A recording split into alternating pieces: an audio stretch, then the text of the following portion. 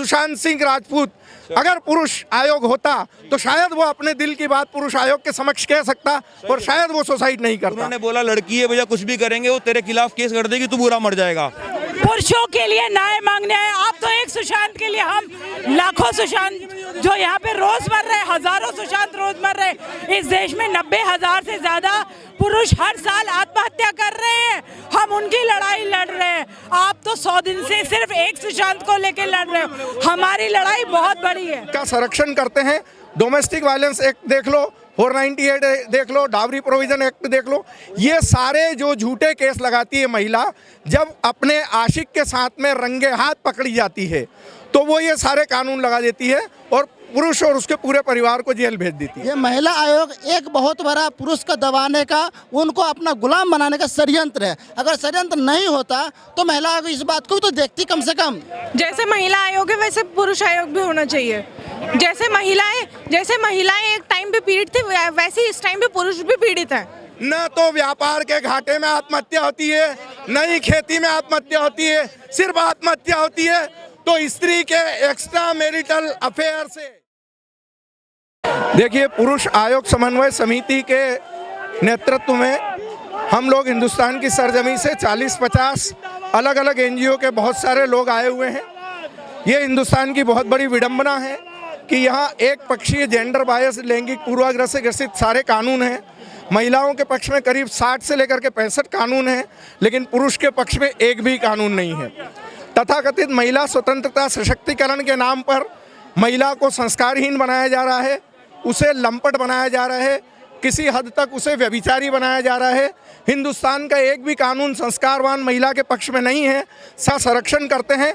Domestic violence act देख लो, 498 देख लो, dowry provision act देख लो, ये सारे जो झूठे केस लगाती है महिला, जब अपने आशिक के साथ में रंगे हाथ पकड़ी जाती है तो वो ये सारे कानून लगा देती है और पुरुष और उसके पूरे परिवार को जेल भेज देती है। सर, ऐसे हालात में अगर पुलिस ऐसे काम कर रहा है, पुरुष जब ऐसा काम कर रहा है, उसमें क्या कर सकते हैं? पुरुष कौन सा काम कर रहा है भाई?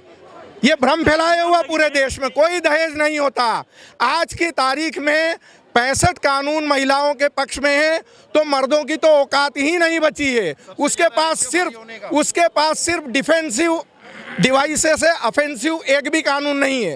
जो महिलाओं के साथ जो प्रताड़ित होने का जो मामला जो सामने आता है, उनको भी इस तरीके का मामला देखने को मिलता है, उनके साथ में फिर क्या? आज की तारीख में महिला प्रताड़ना, महिला पीड़ा, ये सब एक व्यापार बन चुका है। जब पति पत्नी के बीच में कोई मसला होता है, संपत्ति का मसला होता है, तो देरानी आगे आ जाती है कि जेठ ने मेरे से बलात्कार कर दिया, या जेठानी आ जाती है कि सास ने मेरे से दहेज मांग लिया। वस्तुस्थिति ये है कि कहीं भी ना तो कोई दहेज मांगा जा रहा है, ना ही कोई घरेलू हिंसा हो रही है। सिर्फ और सिर्फ संपत्ति के लिए या एक्स्ट्रा मैरिटल अफेयर के लिए अपने गुनाहों को, अपने पापों को, अपने व्यभिचार को, अपनी एडल्ट्री को, अपने दोषों को छुपाने के लिए महिला जेंडर बायस्ड, एक पक्षीय, लैंगिक पूर्वाग्रह से ग्रसित कानूनों का दुरुपयोग कर रही है और आज की तारीख में पुरुष प्रताड़ित हो रहा है।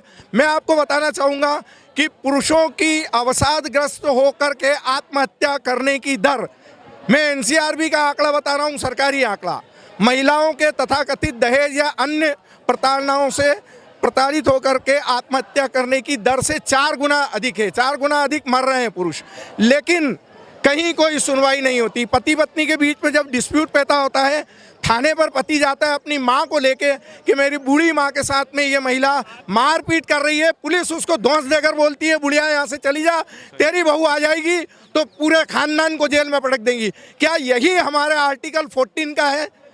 आपके साथ कुछ हुआ क्या है? हमारे यहाँ पर जितने लोग आए हुए हैं सभी लीगल टेररिज्म, जुडिशरी टेररिज्म, कानूनी आतंकवाद से ग्रसित हैं। इन सब के खिलाफ झूठे दहेज के, घरेलू हिंसा के, 498 के, 323, 294, 506, 407। मेरे साथ मारपीट की गई थी। मैंने पुलिस कंप्लेन की। पुलिस कंप्लेन में बाकायदा मैंने लिख के दिया कि मेरे पास सारे प्रूफ हैं, ऑडियो, वीडियो, सीसीटीवी फुटेज सब कुछ है। Police taken no action. उन्होंने बोला लड़की है भैया, कुछ भी करेंगे वो तेरे खिलाफ केस कर देगी, तू बुरा मर जाएगा। लेटर ऑन क्या हुआ, उसके बाद उसने फिर किया, फिर मेरे पास वीडियो वगैरह था, फिर मैंने लिख करके एसपी को लिखा कि मेरे पास सारे प्रूफ हैं, प्लीज़ इनिशिएट द एक्शन। और उसको पता लग चुका था कि मैं पुलिस कंप्लेंट कर चुका हूँ। जैसे ही उसको पता लगा, उसने क्या किया, प्लानिंग करके विद फैमिली और अलग से लोगों से लॉकडाउन के टाइम पे बिना पास की परमिशन के गाड़ी आई और लेकर के चली गई, बहुत सारे सामान लेकर चले गए। अगेन मैंने कंप्लेन की कि सीसीटीवी फुटेज वगैरह है, पुलिस को साथ में ले जाकर सीसीटीवी फुटेज ली थी, सब कुछ है, कोई कार्रवाई करे पुलिस, कोई कार्रवाई नहीं की पुलिस ने। रिटर्न में एसपी डीएसपी सबको लिखा हुआ है। लेकिन बाद में क्या हुआ, 10 दिन बाद वहाँ पहुँच के उसने 498 है 406 से केस कर दिया और उसके बाद पुलिस तत्काल एक्शन में, क्योंकि लड़की ने लिखा है। और मैं बार बार बोल रहा हूँ, मेरे पास प्रूफ है, सब कुछ है, कोई सुन तो लो। Nobody is there to listen, because लड़की ने लिख दिया, सही है। और मैंने हम मांग कर रहे हैं कि पुरुषों के लिए हिंदुस्तान में ना तो कोई मंच है, ना कोई फोरम है, ना कोई आयोग है, ना कोई मंत्रालय है। पशुओं के साथ में अगर आप अत्याचार करोगे तो आपको जेल भेज दिया जाएगा। हमारे इंदौर में पशु थाना बन चुका है। लेकिन मर्दों की स्थिति यहाँ पर गंदी नाली के कीड़े से भी ज़्यादा गुजरी हुई है, कहीं कोई सुनवाई नहीं होती। आज सुशांत सिंह राजपूत अगर पुरुष आयोग होता तो शायद वो अपने दिल की बात पुरुष आयोग के समक्ष कह सकता और शायद वो सुसाइड नहीं करता। हमारा कहने का मतलब है कि कम से कम पुरुषों के लिए कोई तो मंच हो, कोई तो आधार हो, कोई तो मंत्रालय हो, कोई तो फोरम हो, जहाँ जा कर के वो अपनी माँ, अपनी बहन, अपनी बेटी, अपनी काकी, मामी, चाची, नानी, दादी को ले जा कर के उनकी बात मान ले। हिंदुस्तान में एक और ये बहुत बड़ी परंपरा है कि यहाँ पर सिर्फ बहू को या पत्नी को ही महिला माना जाता है। आज तक किसी महिला आयोग ने किसी माँ की मदद की हो तो मैं महिला आयोग को खुद चैलेंज करके कहना चाहूँगा कि क्या माँ महिला नहीं होती है? माँ की कोई मदद नहीं की जाती है, बहन की कोई मदद नहीं की जाती है, काकी, मामी, दादी, चाची, किसी की मदद नहीं की जाती है। सिर्फ एक बहू और पत्नी की मदद की जाती है और झूठे केस में लाखों पुरुषों को हर साल जेल भेज दिया जाता है। न तो व्यापार के घाटे में आत्महत्या होती है, न ही खेती में आत्महत्या होती है। सिर्फ आत्महत्या होती है तो स्त्री के एक्स्ट्रा मैरिटल अफेयर से, स्त्री के एक्स्ट्रा मैरिटल अफेयर से, इस स्त्री के विवाहेतर संबंधों के कारण होती है, स्त्री के एडल्ट्री के संबंधों के कारण होती है। ये भ्रम फैला करके किसानों की मौत, व्यापारियों की मौत, मजदूरों की मौत, ये सब बताई जाती है। हमारा कहने का मतलब है कि इस राष्ट्र में पुरुष आयोग की सख्त जरूरत है। पुरुषों के लिए न्याय मांगने आए आप तो एक सुशांत के लिए हम लाखों सुशांत जो यहाँ पे रोज मर रहे, हजारों सुशांत रोज मर रहे। इस देश में 90,000 से ज्यादा पुरुष हर साल आत्महत्या कर रहे हैं, हम उनकी लड़ाई लड़ रहे हैं। आप तो 100 दिन से सिर्फ एक सुशांत को लेकर लड़ रहे हो, हमारी लड़ाई बहुत बड़ी है। हम हर रोज जो सुशांत मर रहे उनके बारे में यहाँ पे बताने आए हैं, देश को जागरूक करने आए हैं कि हमें एक पुरुष आयोग चाहिए। पुरुष आयोग इसलिए चाहिए कि जो पुरुषों के साथ गलत हो रहा है, जो पुरुषों के साथ अन्याय हो रहा है, उसके खिलाफ आवाज उठा रहे हैं। जो फर्जी केसेस में पुरुषों को फंसाया जाता है, जिसकी वजह से उन्हें कोर्ट कचहरी के चक्कर काटने पड़ते हैं। और जो भी भाई मेरा कोर्ट कचहरी जाता है वो तो आपको पता ही है, तारीख पे तारीख एक दिन उसका दम घुट जाता है और वो मौत के किनारे आ जाता है, उसके घर वालों को भी। इसमें जो महिला प्रताड़ित होती होगी उसके लिए क्या? उनके लिए सारा तो है, उनके लिए पूरे जुडिशरी है, उनके लिए सारे नेतागण है, उनके लिए सारा सिस्टम है, उनके लिए महिला आयोग है, उनके लिए वुमेन मिनिस्ट्री है फुल फ्लेज्ड। हम तो सिर्फ एक पुरुष आयोग ही मांग रहे हैं जो पुरुषों की मदद कर सकते हैं, बस। जैसे महिला आयोग है वैसे पुरुष आयोग भी होना चाहिए। जैसे महिलाएं एक टाइम पे पीड़ित थी, वैसे इस टाइम पे पुरुष भी पीड़ित है।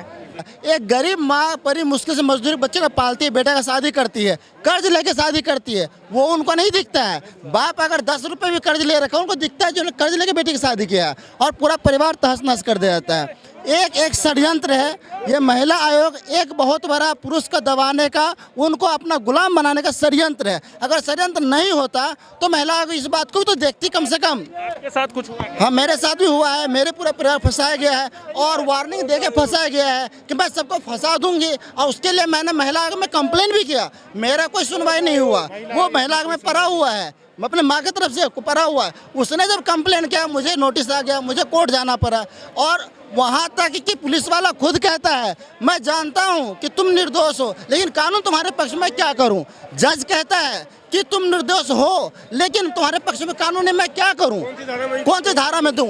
और वो लड़की कहती है मैं तो किसी के साथ रिलेशन रखूँ तो मैं फंसा दूँगी, ये मेरा नहीं है, ये रिलेशन वाले का। और मेरा फ्रेंड कहता है वो रो रहा था, और हर पुरुष का एक ही समस्या है, महिला आयोग को और ये नेताओं का सबसे बड़ा डर है, अगर पुरुष आयोग बन गया तो उस दिन ये जो चटोरी महिलाएं हैं ना, जितने भी 10 बॉयफ्रेंड रखने वाली, बिस्तर गर्म करने वाली, इनका बैंड